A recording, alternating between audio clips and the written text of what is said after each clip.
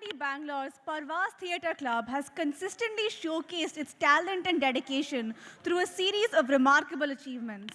In recent years, Parvaz has won prestigious awards at intercollegiate competitions, such as first prize at Carnival Spotlight 23 for their original play Andher Nagari. Additionally, their production Chandni secured the runners-up position at Revelations 2024, a competition hosted by Symbiosis Institute of Business Management. These accolades are a testament to the club's ability to produce high-quality, thought-provoking performances that resonate with audience and judges alike. Moving on to our culminating performance of the day, our theatre club Parvaz is going to enthrall us with their stage play, Ghashiram Kotwal, which spins a dark tale of ambition and betrayal, where common man's thirst for power becomes his undoing. Set in the shadowy corridors of political intrigue, it dances between tyranny and justice, revealing fragile masks of authority. Please welcome them with a massive round of applause.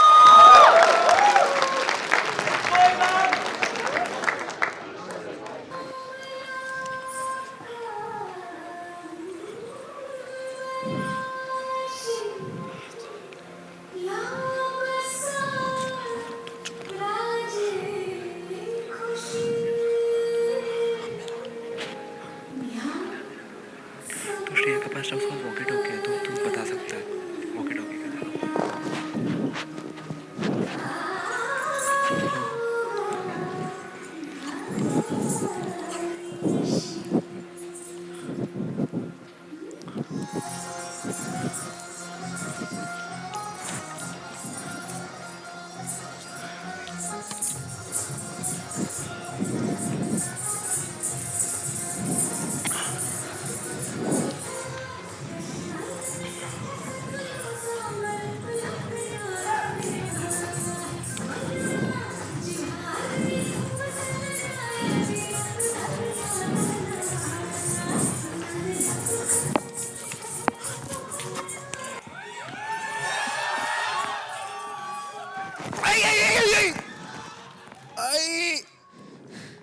अरे काय करता तुम्ही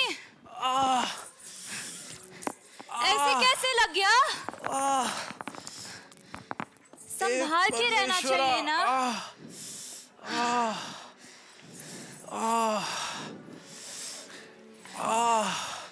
थोड़ी शराब कम पिया करिए नाना साहेब अब आपसे नशा संभलता नहीं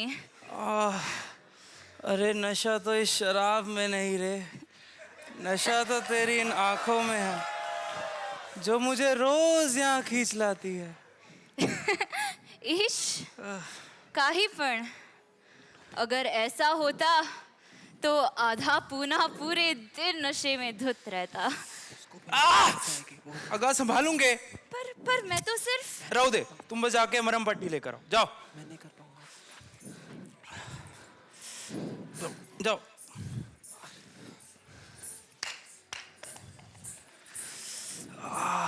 अरे नाना साहब क्या हुआ आपको? ये कैसे लग गया आपको? अरे तू है कौन रे, और वो तारा कहाँ गई? मैं घाशीराम साहेब, घाशीराम सावलदास, औरंगाबाद का ब्राह्मण हूँ। इधर पूना काम ढूंढने आया था। एक ब्राह्मण और यहाँ कोठे वाली के काम कर रहा है? वाह रे देवा वाह, तेरी भी लीला अपरंपार है।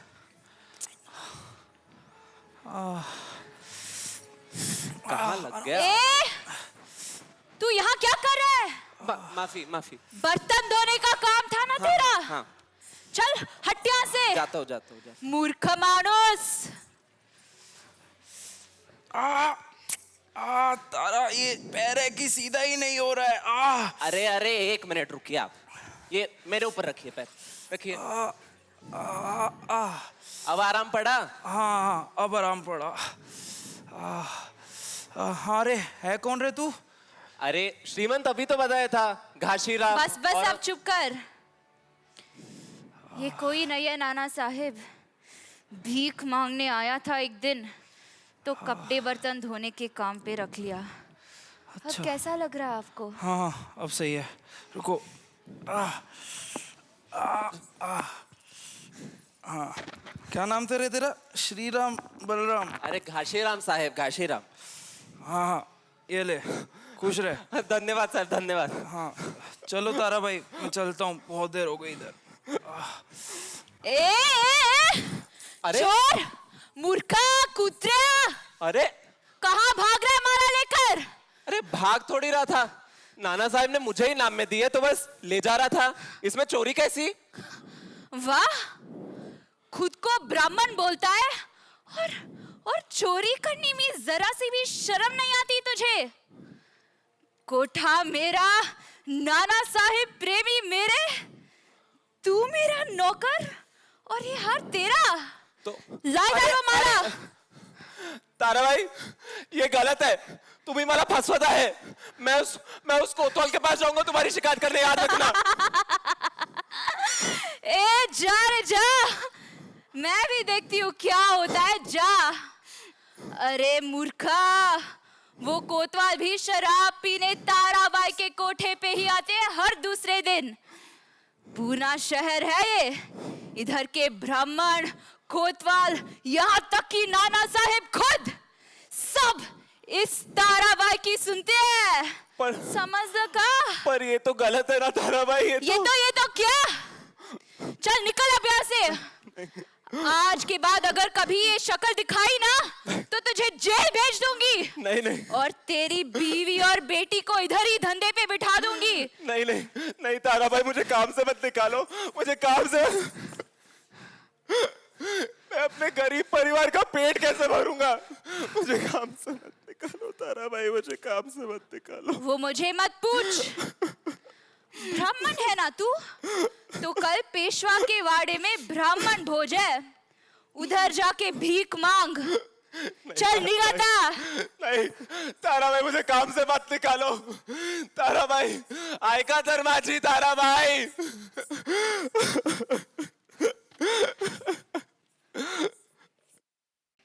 ब्राह्मण सारे इंतजार कर रहे हैं, श्रीमंत आए नहीं अब तक।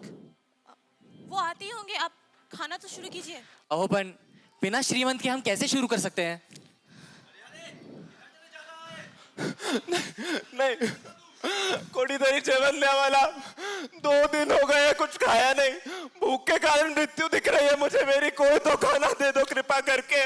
कौन हो तुम? पहचाना नहीं तुमको? मैं चला दूर हमारा, यहाँ क्यों आया है तू? अरे यहाँ ब्राह्मण भोज का आयोजन था, सुनने में आया था ऐसा। मैं भी ब्राह्मण हूँ, तो बस यहाँ खाना मांगने आ गया। तू ब्राह्मण है? हाँ तो शिव शिव शिव शिव शिव, पेशवा के आंगन में खड़ा है और झूठ बोलता है। अरे झूठ? कौन सा झूठ, कैसा झूठ? तो तू ब्राह्मण है?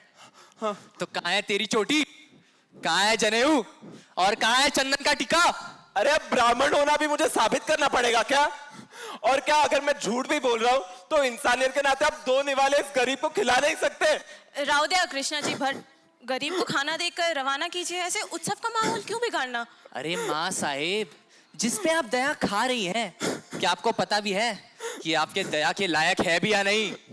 सुनने में आया है कि ये ताराबाई कोठे वाली के यहाँ चोरी करते हुए था। नहीं नहीं, आपकी गलत फहमी है श्रीमंत, ऐसा कुछ एक नहीं। वैश्य के घर चोरी करता है और खुद को ब्राह्मण बताता है। छी! पर क्या यही है पेशवा की पेशवाई? अब ब्राह्मणों का प्रसाद सड़क के चोरों में बांटा जाएगा, ये तो हम कदापि नहीं सहेंगे। चला रे, इससे पहले कि ये खाना छुए और ये विष बन जाए, इससे पहले हम ही सड़क पे जाके खाना मांग लेते हैं। देखिए कृष्णा जी भट्ट, अगर भरी हुई थाली में से आप ऐसे उठ के जाएंगे तो पेशवाई का क्या ही सम्मान रह जाएगा?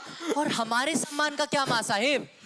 हमारी बुद्धि तो यही कहती है कि जिस प्रकार लोहे को आकाटने के लिए हथौड़े से पीटना आवश्यक है, उसी प्रकार एक पापी को उसकी गलती का एहसास दिलाने के लिए दंड आवश्यक है। नहीं नहीं, ये क्या कह रहे हैं? बरोबर है, पर पेशवा को आ जाने दीजिए, वो कुछ हल ढूंढ निकालेंगे इसका। न्याय के लिए अर्थ करने का जरूरत ही नहीं माँ साहेब। ए भगत कहाँ है? खरवास में फेंको इसे। नहीं नहीं, जब सूरज की एक एक किरण के लिए तड़पेगा तब समझ आएगा। कृष्णा जी भट्ट, कृष्णा जी भट्ट, मेरा नाम घाशीराम है, कृष्णा जी जरूर आऊंगा मैं। घाशीराम का भी कुछ नहीं भूलता, याद रखना कृष्णा भट्ट।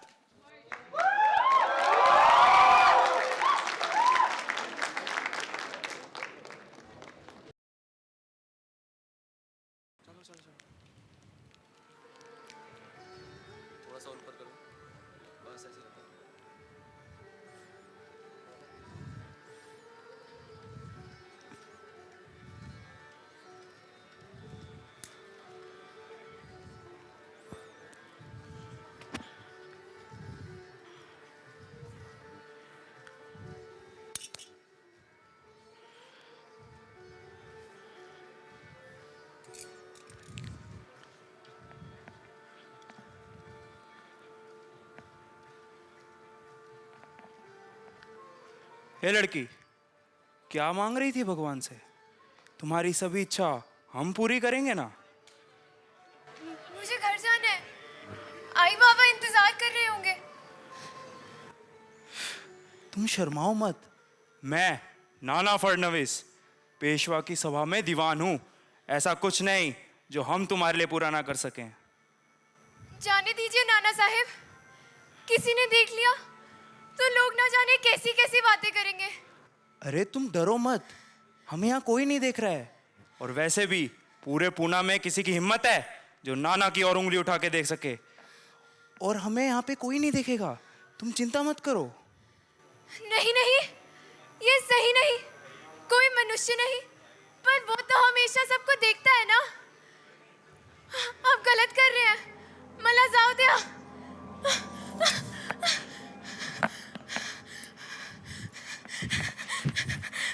मुझे जाने दो।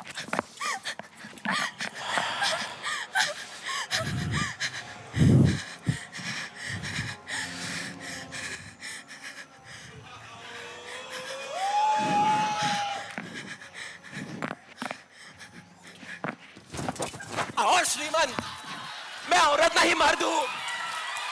अरे नलायक, सब सत्यानाश कर दिया। रुक, अभी तुझे 100 कोड़े लगवाता हूँ। सैनिक, सैनिक! अरे श्रीमंत, आपके ही तो आदेशानुसार सारे सैनिक चले गए। हम दोनों के अलावा कोई नहीं यहाँ पे। अबे तू है कौन रे? और तेरी मेरे सामने जुबान कैसे चल रही इतनी? माफी श्रीमंत, माफी। मैं घाशीराम, उस ताराबाई के कोठे पे पहली बार मिले थे ना। अरे घासी, तेरी इस माफी का मैं क्या करूं? अब तो वो चली गई। क्या माहौल बना था। अब तो ना वो वापस आएगी और ना ही वैसा माहौल बनेगा। पर श्रीमंत, मेरी बात तो सुनिए। अरे घासी, वो इतनी सुंदरी थी कि मानो स्वयं इंद्र के दरबार से किसी अप्सरा ने जन्म ले लिया हो।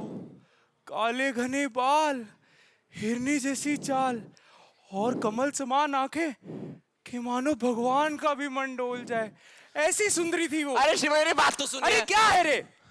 श्रीमंत को ये ध्यान रहे, जिस लड़की की वो बात कर रहे वो इस घाशीराम की ही बेटी है। क्या? अरे घासी, तू तो देव मानुस निकला रे। अरे अपनी बेटी से मेरी एक और भेंट कराएगा ना? नहीं नहीं, ये क्या बोल रहे हैं आप श्रीमंत? आप ठहरे पूना के दीवान, आपको कौन क्या बोलेगा?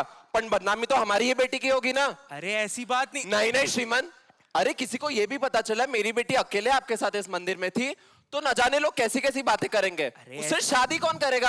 अरे तुम चिंता मत करो, तुम्हारी बेटी मेरे ही घर पे कुछ दिन रुकेगी, फिर उसी की शादी मैं किसी अपने नौकर के साथ करा दूंगा। नहीं नहीं, ये सौदा महंगा पड़ रहा है श्रीमंत, ये मंजूर नहीं। अरे घासीराम, तुम किसको मना कर रहे हो? तुम्हें मालूम है ना? अरे मालूम है, जान ले लीजिए, पर मेरा नहीं, कम से कम उसकी माँ का तो सोचिए। वो कैसे अपने कलेजे के टुकड़े को यूं जाने दे? क्या रे घासी, तू मर्द है ना रे? अपनी बीवी को समझा कि हम उसकी बेटी को शान और शौकत से रखेंगे। नहीं नहीं, इस गरीब को तो ये सौदा महंगा ही पड़ रहा है ना। अरे घासी, तू जो मांगेगा मैं तुझे वो दूंगा। अब तू मेरे कलेजे पे और छुरी मत चला घासी, मत चला। ये वही कलेजा है श्रीमंत जो अपने जिस्मानी शौक पूरे करने के लिए दूसरों की बहू बेटियों की इज्जत लूटता है। घासीराम, मालूम है ना तुम्हें? हाँ हाँ मालूम है, चलता हूँ अब मैं श्रीमंत। अगर तुमने हमारी बात नहीं मानी तो हम उसे उठवा लेंगे। अरे श्रीमंत, पेशवा जिंदा है अभी, कम से कम उनका तो खौफ खाइए। तो कुछ ऐसा उपाय बताओ जिससे तुम और हम दोनों सुखी रहें। श्रीमंत, मेरी बेटी के बारे में लोग ऐसी गंदी बातें ना करें, ना ही समाज में मेरे परिवार का बहिष्कार हो। ये तो तभी मुमकिन है जब क्या घासी, जब क्या? जब आप मुझे पूना का कोतवाल घोषित करें। इस प्रकार मेरे परिवार का सम्मान भी रहेगा और मेरी बेटी के बारे में ऐसी ओछी बातें करने से पहले लोग 2 बार सोचेंगे। नहीं, ये संभव नहीं है। तुम कुछ और मांगो, धन मांगो, ये संभव नहीं है। देखिए श्रीमंत, कोतवाली मेरी नहीं तो गौरी आपकी नहीं।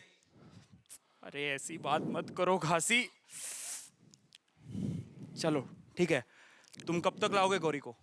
पहले कोतवाली के कागजों पर पेशवाई की मुहर, उसके बाद ही मेरी बेटी आपके घर आएगी। ठीक है।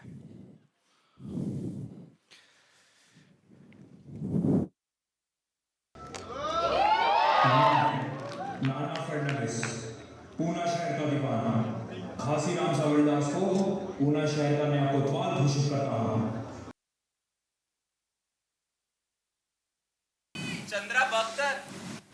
साहब ने क्या क्या भेजा है? ये रेशम का शालू, ये 5 तोले सोने के जेवर और ये तरह तरह के मिष्ठान। अरे कितनी सुंदर लगेगी हमारी गौरी इसमें। और मंगलसूत्र वो नहीं भेजा आपके नाना साहेब ने? चंद्रा, हमारी बात हो चुकी है इस पे। हमारी नहीं, फक्त तुमची। अरे आपने हमारी बेटी को उस नाना साहेब को बेच दिया। चंद्रा, माझी गोष्ट तर आहे। अरे आप, जानती हूं मैं, आप कहेंगे ये आपने हमारी ही भलाई के लिए किया है, लेकिन आप जिसे भलाई बोल रहे हैं ना, वो भलाई नहीं, आपका पागलपन है। अरे ये जो शालू है ना, यही कल हमारी बेटी का शव वस्त्र भी बनेगा। और ये हार उसके गले का फंदा। हरी चूड़ियां औरत के सुहाग का प्रतीक होती है, लेकिन यही चूड़ियां कल हमारी बेटी की हथकड़ियां होगी। चंद्रा, तुम मेरी बात तो सुनो एक बार। आप नहीं समझ सकते हो। अरे वो पुरुष ही क्या जो अपने परिवार का रक्षण ना कर सके। ये जो मिष्ठान है ना, यही कल विष बनके हम सबकी मृत्यु का कारण बनेंगे। और आप किसी नपुंसक की भांति सिर्फ तमाशा देख। बस चंद्रा, औरत हो, अपनी औकात समझो।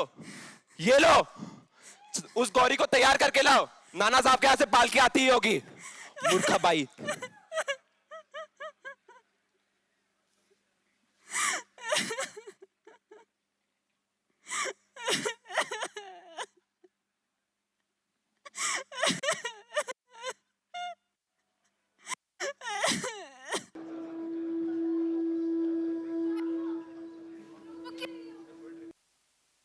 तू रोएगी तो मैं ये घर छोड़ के कैसे जाऊंगी? नहीं ग, तू मेरे बारे में सोचकर कमजोर ना हो। मुझे मालूम है आई, इस घर के बाहर कदम रखने के बाद न जाने मेरे साथ क्या होगा, पर मैंने ये कभी नहीं सोचा था कि मेरे अपने बाबा, जिन पर अंधा विश्वास किया था मैंने, उन्होंने ही बिना सोचे यूं भेड़ बकरियों की तरह सौदा कर दिया मेरा। मेरी क्या गलती थी आई कि मुझे ऐसा भाग्य प्राप्त हुआ? मैं जानती हूँ ये अन्याय है, लेकिन तुम जिसे बाबा बोल रही हो, मैं उस इंसान को नहीं पहचानती। सत्ता की भूख मिटाने के लिए उनके अंदर का पिता ही खो गया। और मेरे जीवन, मेरे सपनों का क्या आई? अब क्या पूरा जीवन एक निर्जीव वस्तु की तरह व्यतीत करूं?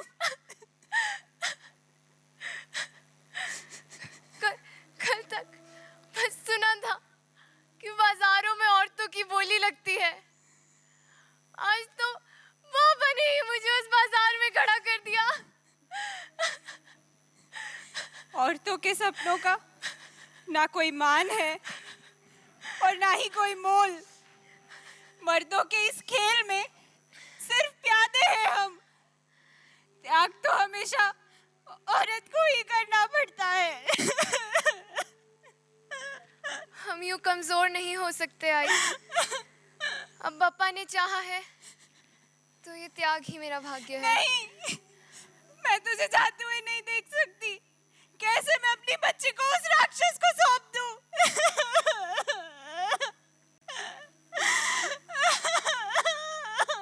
तू चिंता मत कर आई। राक्षसों का विनाश करने तो देवी को भी पर्वत से उतरना पड़ा था। फिर मैं तो केवल मनुष्य हूँ। मुझे तो बस इस घर की चौखट पार करके अपने देह का त्याग करना है। मुझे बापा पे विश्वास है। आज भले ही राजनीति के बाजार में तुम्हारा शरीर बिका हो, लेकिन जल्द ही सबको अपने पापों का दंड अवश्य मिलेगा।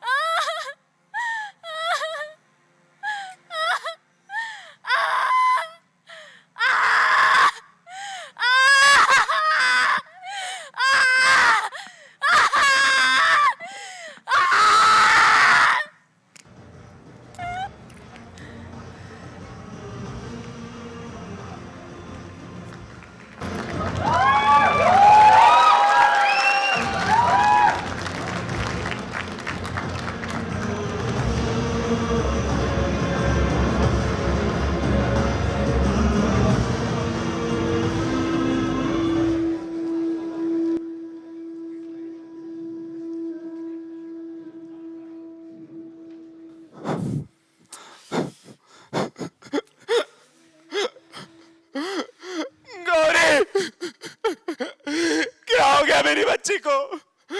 गौरी उठ, उठ गौरी उठ। अरे घासी, अब जो हो गया सो हो गया, रोने का कोई फायदा नहीं। हो दे। श्रीमंत, श्रीमंत आपने वचन दिया था आप मेरी गौरी का ध्यान रखेंगे। ये ऐसा ध्यान रखा है आपने, यूं मरने दिया आपने मेरी बच्ची को। हमने कोशिश की थी, मगर हम उसके और उसके बच्चे को नहीं बचा पाए।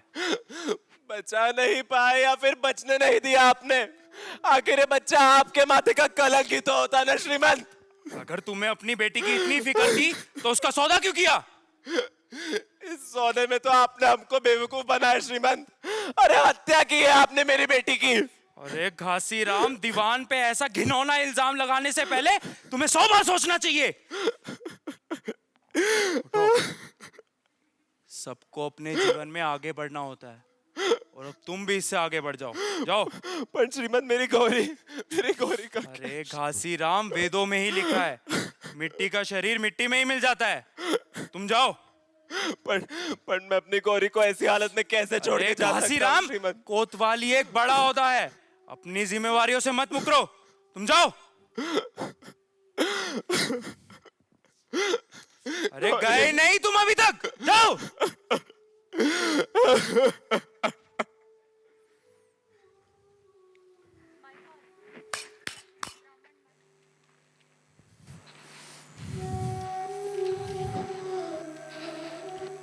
जी श्रीमंत। इसे ले जाओ और फेंक दो किसी नदी या नाले में, और इसका सबूत किसी को मिला तो तुम कल का सवेरा नहीं देखोगे। अरे जैसा कहा है वैसा करो, अपनी बुद्धि का उपयोग मत करो। जाओ।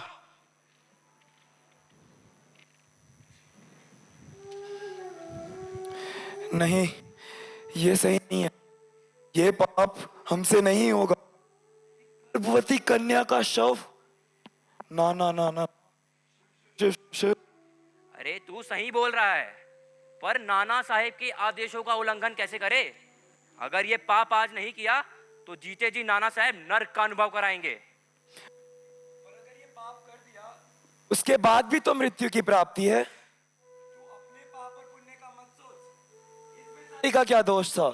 इसके पेट में जो बच्चा है उसका क्या दोष था? अरे दोस्त तो किसी का नहीं था, पर जब जंगल में शेर शिकार करता है तो कोई कुछ नहीं बोलता। सब चुपचाप बैठ के उस जीव की निर्मम हत्या होते हुए देखते हैं ताकि अपनी जान बचा सके। तो क्या अब हम इंसानों की तुलना उन पशुओं से कर रहे हैं? अरे शिकार करना शेर की फितरत है, परंतु हत्या कर मनुष्यों की नहीं। शेर की फितरत में होता है शिकार करना, और हम जैसों की फितरत में उनके आदेशों का पालन करना। फिर भले ही उसके लिए हमारा धर्म, संस्कार और सिद्धांतों का ही त्याग न करना पड़े। ब्राह्मण होकर भी हत्यारों का काम कर रहे हैं हम। और ये काम आज नहीं किया तो यही हाल कल हमारा होगा। आता लौकरिया, ये शव खुद को नदी में नहीं खींच लेगा।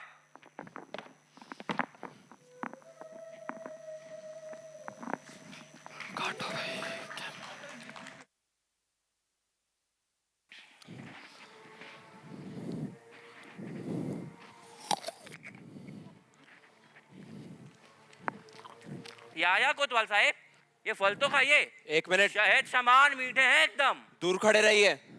ये फल कहाँ से मिले आपको? कहां से मिले क्या? ये इतना बड़ा पेड़ नहीं दिख रहा आपको? इसी से तोड़ के खाएं। यू बागीचों के पेड़ों के फल तोड़ना वर्जित है, ज्ञात है ना आपको ये ब्राह्मण देव? अरे इन फल फूलों पे तो किसी का अधिकार नहीं, फिर इन्हें तोड़ के खाने पर कैसा अपराध? कोतवाली के नियमों के खिलाफ है ये। आज आपने बिना अनुमति फल तोड़े हैं, कल को न जाने लोग क्या क्या कर बैठेंगे। कहां की बात कहां ले जा रहे हैं कोतवाल साहेब? फल तोड़ना और अपराध करना एक समान थोड़ी ना है। अपराध तो हुआ है और दंड तो अवश्य मिलेगा। कैसी बात कर रहे हैं आप श्रीमंत? इतनी सी बात पे दंड? अरे ये कहाँ का न्याय है? ये कोतवाली के नियम है या फिर आपके सर जो ब्राह्मणों के प्रति क्रोध है उसका नतीजा? ब्राह्मण के प्रति क्रोध कैसा? पेशवा के उत्सव में जो हुआ था वो तो सभी को ज्ञात है, और जब ये कोतवाल बने तो इन्होंने सारे नियम कानून हम ब्राह्मणों के विरुद्ध ही बनाए। अगर नाचने वालियों के कोठे बंद कराना ब्राह्मणों के विरुद्ध है तो हाँ, मैं हूं ब्राह्मण समाज के विरुद्ध। अरे मूर्ख मानुस, अपनी हद पे रह के बात कर। ये अन्याय है। अन्याय?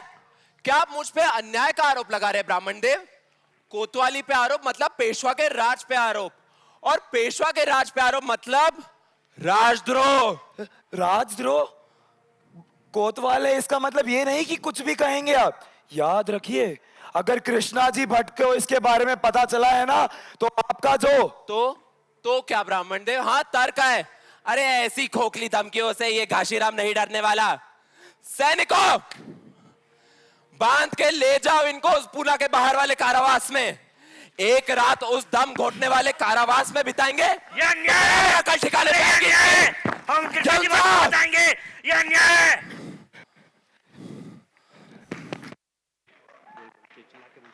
सख्त कानून और अनेक बंधनों के कारण घाशीराम के राज में अत्याचार और जुल्म बढ़ते गए।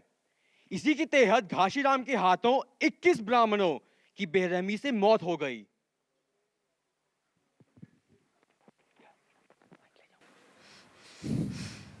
सौ ब्राह्मण आज शनिवार वाड़ा के बाहर खड़े हैं, न्याय के लिए चीख रहे हैं, चिल्ला रहे हैं। कोणाची चुकी आहे नाना साहेब? हाँ, अब जवाब दीजिए। 21 ब्राह्मणों की हत्या, हे परमेश्वरा, पूरे दुनिया में सबसे बड़ा पाप होता है ब्रह्म हत्या। रावण के वध के बाद भी श्री राम को यह पाप चढ़ा था। अगर स्वयं भगवान इस पाप से मुक्त नहीं हो पाए तो हम कैसे होंगे? मत बोलो नका। उस दिन उस घाशीराम की उपस्थिति में उन ब्राह्मणों ने हमारे घर का खाना ठुकराने की धमकी दी, और आज उसी घाशीराम के हाथों 21 ब्राह्मण का खून है। अगर कुछ जल्द नहीं किया तो पता नहीं वो ब्राह्मण क्या करेंगे। अब सही कह रही है मां साहेब। यदि ब्राह्मणों ने पेशवाई का बहिष्कार किया तो ना हम इस गद्दी पर बैठे रहेंगे और ना आप दीवान रहेंगे नाना साहेब। श्रीमंत, मैं घासीराम को समझा दूंगा, बस ब्राह्मणों से माफी ही तो मांगी है। कैसे समझाएंगे आप, जब उसने 21 ब्राह्मणों को बिना खाना पानी के एक छोटे से कमरे में कैद कर रखा था, तब तो नहीं समझा पाए थे आप। अब कैसे समझाएंगे नाना साहेब? उसमें आपने ऐसा क्या देखा जो उसको आपने पूना की कोतवाली जैसा बड़ा औहदा दे दिया? क्या सोच रहे थे आप? अरे मैंने तो बस उसे काबिल समझा, और आप ये भी तो देखिए कि उसके कार्यकाल में शहर में कितने अपराध कम हो गए हैं। अपराध कम हुए क्योंकि नियम और बंधन बढ़े नाना साहेब, और बंधनों के साथ लोगों का आक्रोश भी बढ़ा। वो कहते हैं ना, एक सूखे पत्ते को चिंगारी दी तो पूरे जंगल को आग लगा देती है। बस तेज जाला है। ब्राह्मण भोज के अपमान ने उसको वो सूखा पत्ता बनाया, और आपकी कोतवाली की भेंट ने उस सूखे पत्ते को चिंगारी दी नाना साहेब। केवल माफी मांगने से कुछ नहीं होने वाला। अब तो श्रीमंत, आप ही बताइए कि क्या किया जाए? यदि आग आपने लगाई है तो बुझाएंगे भी आप ही। पेशवाई हमेशा आपकी गलतियों का भार नहीं उठाने वाला। आला लक्षात? बरोबर है। आज ब्राह्मण समाज घाशीराम का सर मांग रहा है, और आज उन्हें शांत नहीं किया तो कल उनकी जुबान पे आपका नाम होगा नाना साहेब। ये आप क्या कह रही हैं मां साहेब? मैंने ना कुछ बोला है और ना ही पेशवा ने, पर आप समझदार है, क्या करना है ये आपको अच्छे से पता है। इतिहास कर मेरे बेटे के राज्य के बारे में लिखे तो ये घाशीराम नामक कलंक का उल्लेख ना हो, ये अब आपका दायित्व है नाना साहेब। एक आखिरी मौका है आपके पास नाना साहेब, पूना शहर जैसा था वैसा बनाने का। यदि इस शहर में किसी ने भी पेशवाई का विरोध किया तो उसका क्या परिणाम होगा, ये लोगों को बताने का दायित्व आपका है। और मैं नहीं जानता इस घाशीराम और आपके बीच क्या संबंध है, परंतु यदि आपने घाशीराम को आज लोगों के लिए एक उदाहरण नहीं बनाया तो कल सूर्योदय की पहली किरण के साथ समस्त ब्राह्मण समाज आपके विरुद्ध हो जाएगा। माझे वचन लक्षात ठेवा।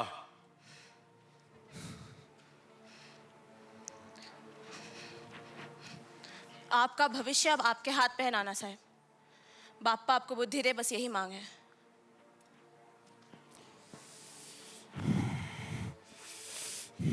अहो श्रीमंत, आपके वाड़े के बाहर ब्राह्मणों की भीड़ जमा है। अरे तुम सैनिक आगे बढ़ाओ, किसी तरह से उन ब्राह्मणों को मनाओ। वो वाड़े के अंदर नहीं घुसने चाहिए। श्रीमंत, वो नहीं मानेंगे।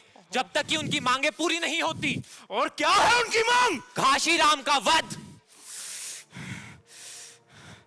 ठीक है, तुम ले आओ उस घासीराम को, मैं देख लूंगा उसे। जी श्रीमंत।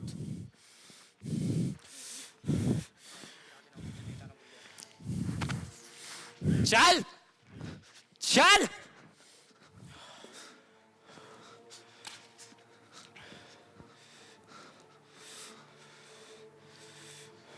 बस ठीक है,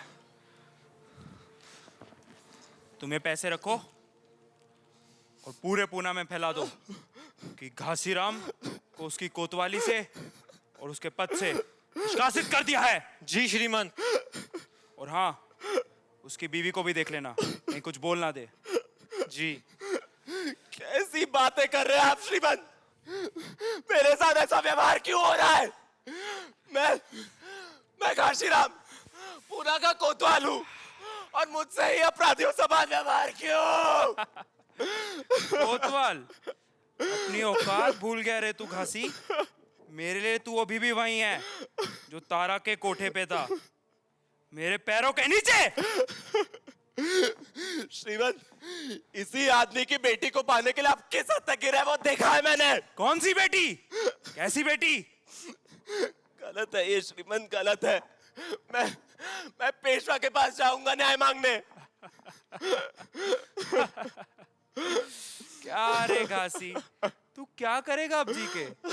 ना ही तेरे पास कोतवाली रही और ना ही तेरा परिवार। तेरे जीवन का कुछ अर्थ नहीं।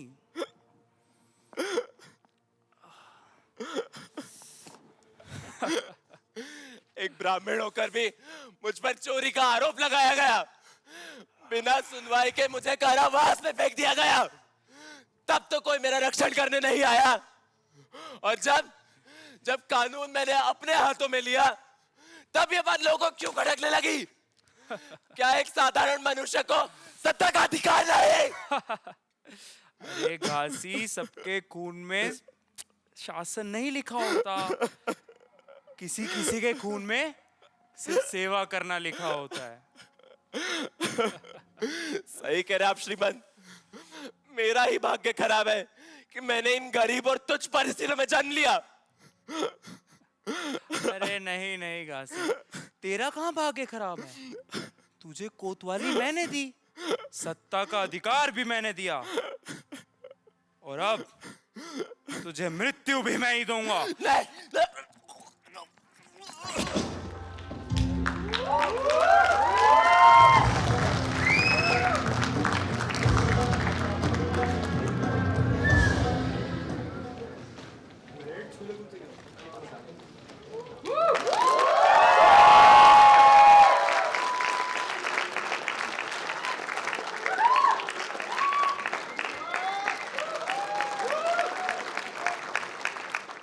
I hope everyone enjoyed the performances. It was an absolute delight to host you all tonight. As we bring this incredible evening to a close, celebrating our Institute's 26th Foundation Day, I want to sincerely thank each one of you for being here and making this event so memorable. Let's continue to uphold the spirit of unity and achievement that defines our institution, as we look forward to many more years of excellence and success. Thank you and have a good night.